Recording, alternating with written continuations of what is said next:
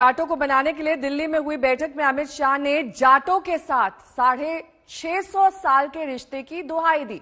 लोग पूछ रहे हैं कि बीजेपी 650 साल पुरानी पार्टी कैसे हो गई। तो सुनिए अमित शाह का वो बयान जिसमें उन्होंने 650 साल की गुत्थी सुलझाई है कि हमारा आपका नाता तो 650 साल पुराना है। तो पूरी सभा समाप्त होने के बाद एक दो लोग रुक गए, उन्होंने बोले भैया 650 साल समझा दो, आपकी पार्टी ही 50 साल से बनी, कैसे 650 साल?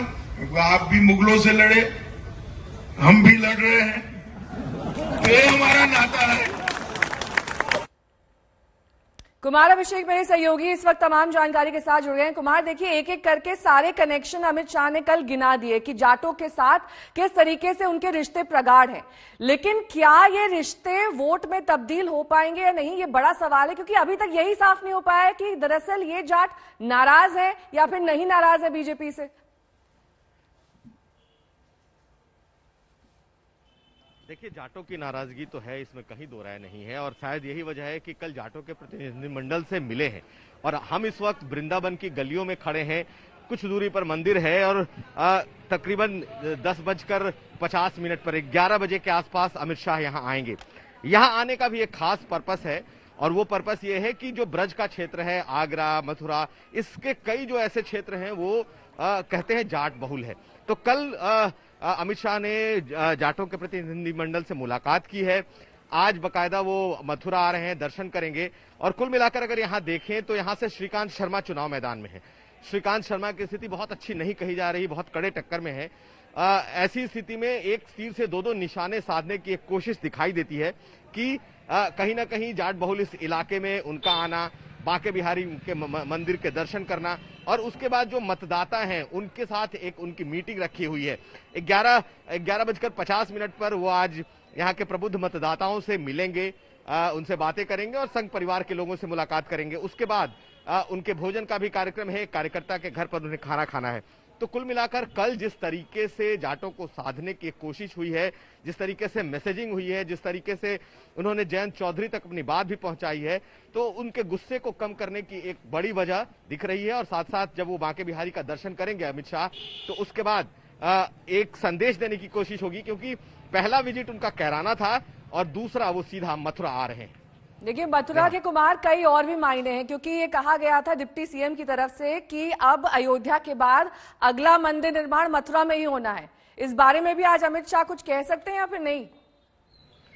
बिल्कुल, देखिए अयोध्या का इनका कार्यक्रम पूरा हो गया है, काशी पूरा हो चुका है, और अगर देखें तो मथुरा को लेकर काफी चर्चा है। खुद मुख्यमंत्री योगी आदित्यनाथ 19 बार मथुरा आ चुके हैं।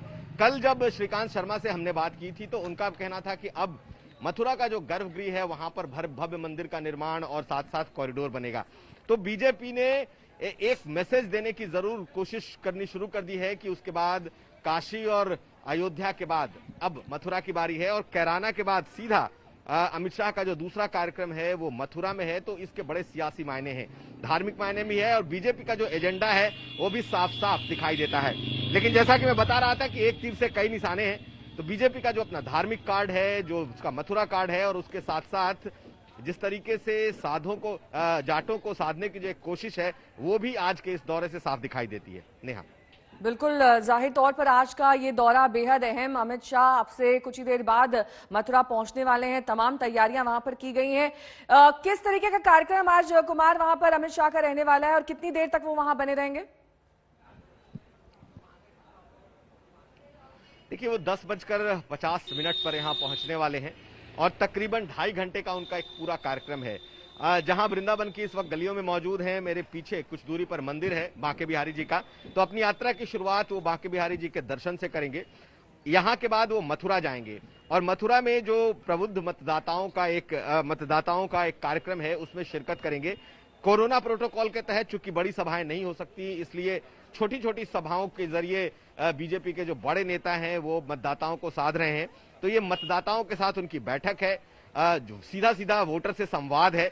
और इस कार्यक्रम के बाद अमित शाह एक कार्यकर्ता के घर पर खाना खाएंगे। तो 3 कार्यक्रम यहां पर हैं, और उसके बाद फिर वो दादरी जाएंगे, और दादरी में उनका डोर टू डोर कार्यक्रम है।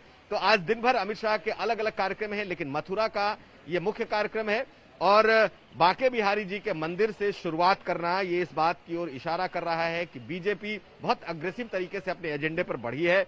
और भले ही कोरोना का इस वक्त दौर चल रहा हो, लेकिन देखिए पहले कैराना गए, कैराना में उन्होंने पलायन वाली बात कही कि जिन लोगों ने पलायन कराया है अब वो पलायन कर रहे हैं। दूसरा जो उनका विजिट है वो सीधा मथुरा है और मथुरा से एक जो उनका एजेंडे का संदेश है वो भी साफ दिखाई दे रहा है।